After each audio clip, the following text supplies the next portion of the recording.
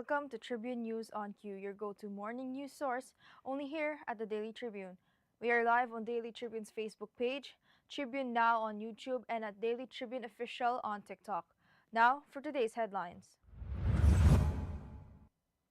Former Ako Bicol Representative Sal Dico says he feels, quote, relieved but more afraid after releasing a three-part expose accusing President Marcos Jr. and Budget Secretary Amina Pangdamanan of budget irregularities tied to kickbacks. Senator Amy Marcos claimed at the Quirino Grandstand rally that her brother, President Marcos Jr., has struggled with drug use for years, alleging he used marijuana and cocaine and even appeared on a 2016 narco list. She said she tried to intervene and guide him but was sidelined during his presidential campaign. Malacanang denied the allegations, calling them, quote, a desperate move against the president. Executive Secretary Lucas Bersamin and Budget Secretary Amina Pangdaman resigned out of Delicadeza amid flood control project allegations. Palace Press Officer Claire Castro said they are replaced by Finance Secretary Ralph Recto as Executive Secretary and DBM Undersecretary Roland Toledo as Budget Chief, with Frederick Go moving to Finance. Vice President Sara Duterte said President Marcos Jr. is facing, quote, a profound crisis of confidence over his administration's handling of flood control corruption investigations. She criticized the approval of a budget that deprived the public of billions and recalled witnessing alleged misuse of the DepEd budget during her tenure. Duterte said she resigned from the cabinet because she, quote, could no longer stomach the corruption and stands with Filipinos frustrated by government greed. Presidential advisor Larry Gadon on Monday accused Senator Amy Marcos of, quote, losing her sanity after criticizing President Marcos Jr. and First Lady Lisa Araneta Marcos during the INC prayer rally. He said her attacks damaged the Marcos family's reputation and could destabilize the government.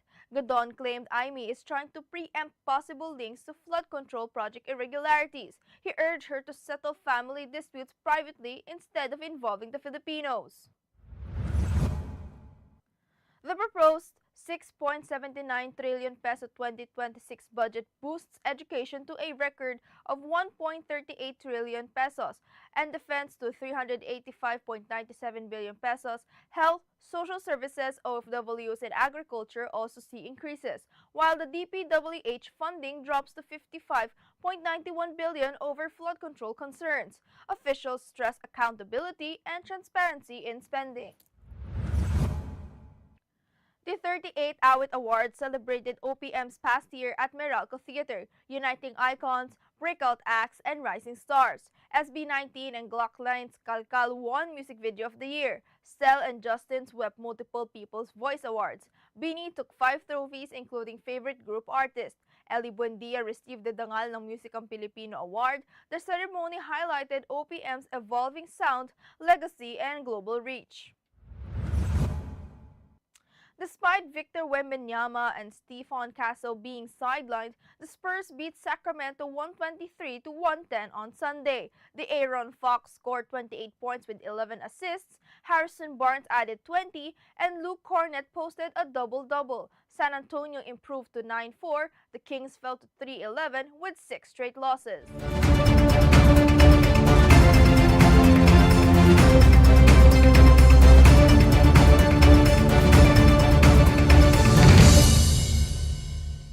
Today is the 18th of November and I'm Eliana Lacap bringing you today's top stories. Let's kick things off with today's weather. The ITCZ brings cloudy skies with scattered rains and thunderstorms to BARMM and Soxargen, while the rest of Mindanao sees isolated rain showers or thunderstorms with possible flash floods or landslides and heavy storms. Cagayan, Isabela, and Apayao experience showers and isolated thunderstorms from the shear line. Bicol, Aurora, and Quezon may also have scattered rains and thunderstorms, while Metro Manila and other areas see isolated rain showers or thunderstorms. Batanes and Ilocos Norte remain mostly cloudy with light rain and no significant impact. Residents in high-risk areas are advised to stay alert and monitor updates. Now for our traffic updates. Light traffic at Balintawak Toll Plaza, Mindanao Toll Plaza, Bocaue Toll Plaza, and San Fernando northbound and southbound lanes. Motorists approaching Balintawak Cloverleaf southbound may experience slow-moving traffic with speeds around 5 to 10 kilometers per hour. The NLEX connector Magsaysay exit ramp is experiencing a volume of vehicles with approximately 500 meters of traffic buildup. Patrol teams are on site to manage the situation. All other areas of NLEX, Acetex, and NLEX connector, including toll plazas and interchanges, are reporting light traffic conditions. Motorists are advised to remain alert and observe traffic advisories for a safe and smooth trip. Now, let's move on to this morning's headlines.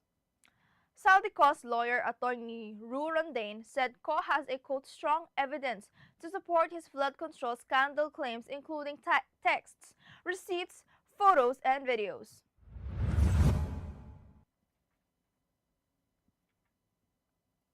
Rondain also insisted Co has proof he did not receive kickbacks, backing it up with records showing no personal gain from the transactions.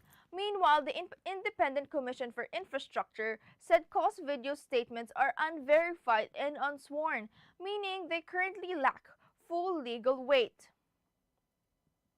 Senator Amy Marcos publicly accused President Ferdinand Bongbong Marcos Jr. of long-standing drug use during an Iglesia ni Cristo rally Sunday. She claimed that the rest of the first family, including the president's wife and children, have also been involved in illegal substance use. Batid ko na nagda-drug siya. Minsan, kami ng Presidential Guard at Metro Gompa ang naglilinis tuwing nagpa-party po sila. Kinumbinsi ko pa si Bongbong, pakasalan mo na si Lisa. Naisip ko noon, kapag nag-asawa siya, malalagay na sa tahimik at magkakaroon ng direksyon. Ang laki ng pagkakamali ko. Mas lumala ang kanyang pagkalulong sa droga. Dahil parehas pala silang mag-asawa.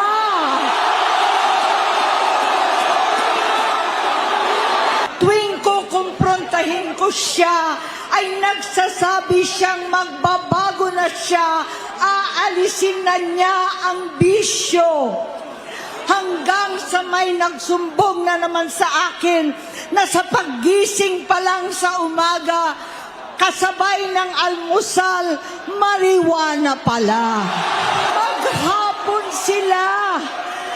Lahat sila nagiinuman at gumagamit ng cocaine.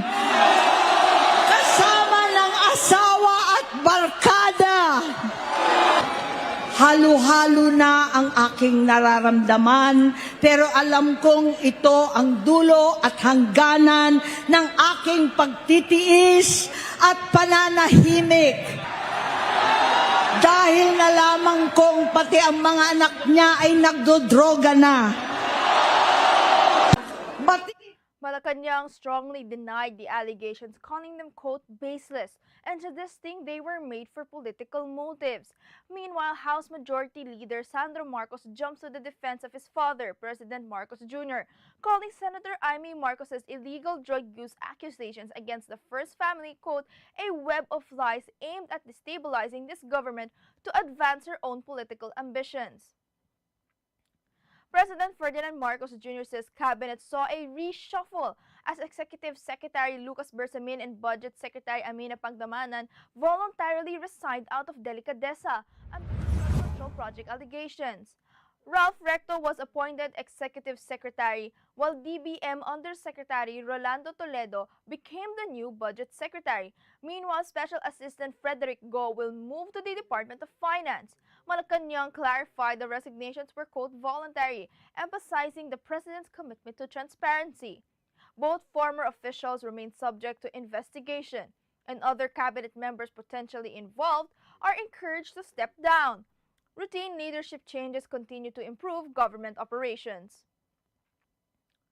Vice President Sara Duterte slammed the Marcos administration on Monday, accusing it of being, quote, mired in insecurity and insatiable greed amid the flood control corruption scandal.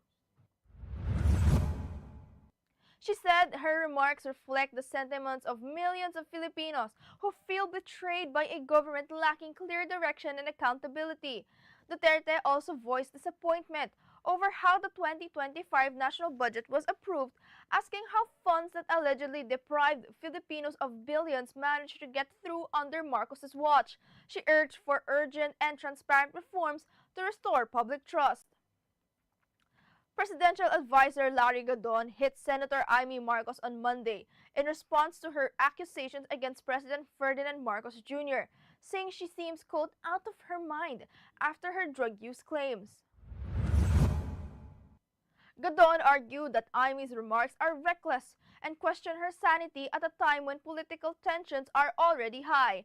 He implied that instead of making public accusations, she should focus on more productive forms of engagement. Panlalait pa yung ginagawa ni Senator Amy Marcos. Nasaan naman ang kanyang utak? Sana napunta ang utak mo, Amy? Panlalait pa yung ginagawa ni...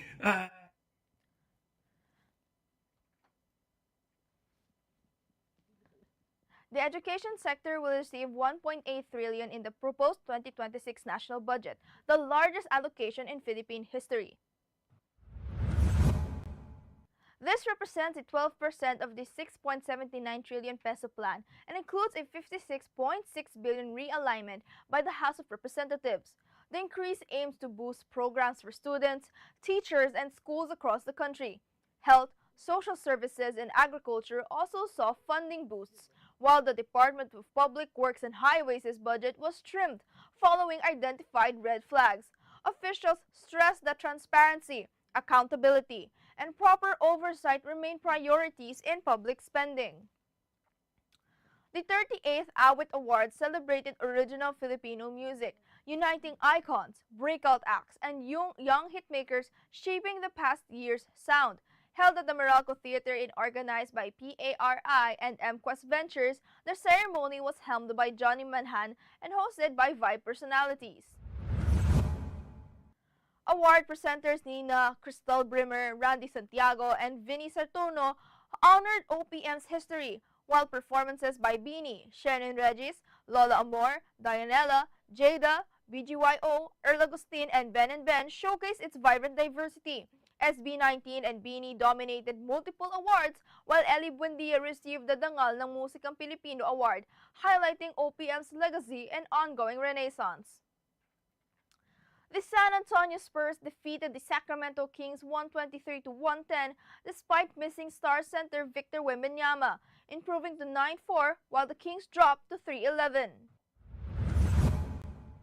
The Aaron Fox posted season highs of 28 points and 11 assists, while Harrison Barnes adding 20 to lead a balanced offensive effort. Luke Cornett stepped up in Wembanyama's absence, recording a double-double of 13 points and 11 rebounds. Stephon Castle exited early with hip soreness, but the Spurs maintained control throughout. Sacramento. DeMar DeRozan scored 27 points, but couldn't spark a comeback for the struggling franchise. Now a quick look at today's horoscope. Today calls for enthusiasm and focus, Libra. Move forward confidently in your career and business, and let your dedication shine. In your personal and professional life, support and cooperation from colleagues will help you achieve your goals smoothly.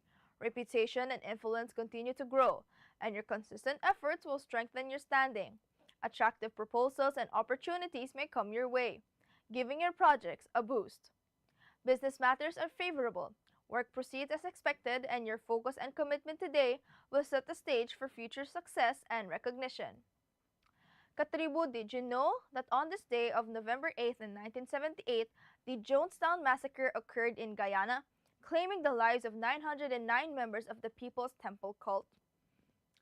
Led by Jim Jones, the cult carried out a mass murder-suicide after U.S. Congressman Leo Ryan and his delegation were attacked and killed while investigating the allegations of abuse. Followers were ordered to drink cyanide-laced Kool-Aid grape-flavored drink, with many, including children, forced to comply.